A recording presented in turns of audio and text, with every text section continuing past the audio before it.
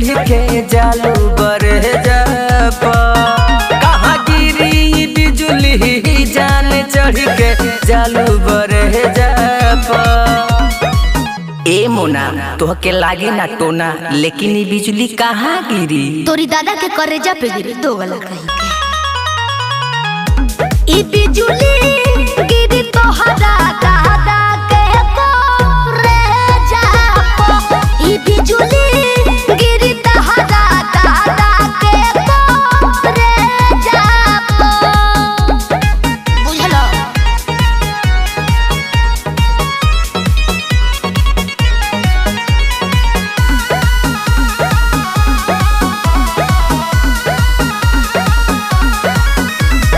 बोली विचार से लागतारू एमे नावो में के बाड़ू हो पीछे लेके घूमतारू काहे ये तना हसाड़ू हो।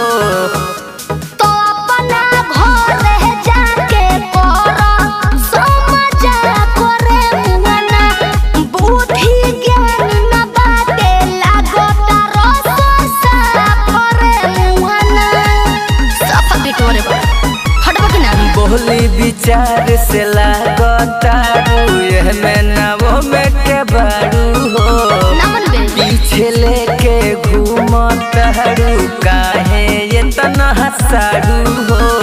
प्यार से बोलो ये डार्लिंग जोर जनी डालो न भेजा पो। आओ प्यार से बोलो ये डार्लिंग जोर जनी डालो न भेजा पो। ऐलान सुनिए, गौर से बात कीजिए किसी और से। मैं तो डर गई। ई बिजली गिरी तोहरा दादा के करेजा पे। ई बिजली गिरी तोहरा दादा के करेजा पे।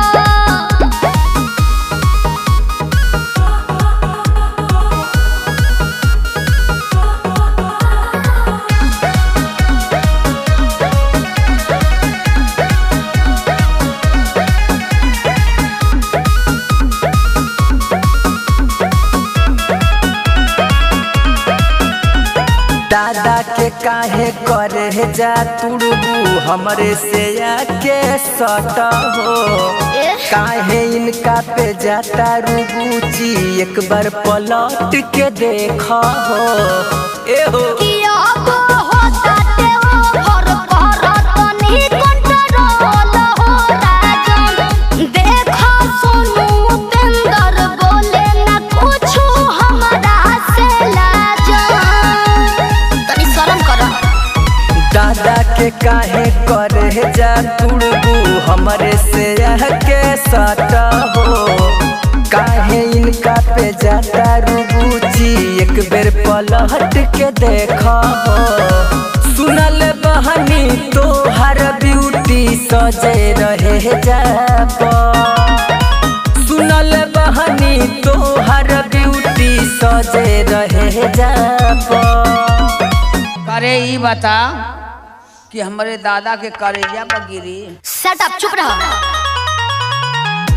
ई बिजली गिरी तोहरा दादा के करेजा पे। ई बिजली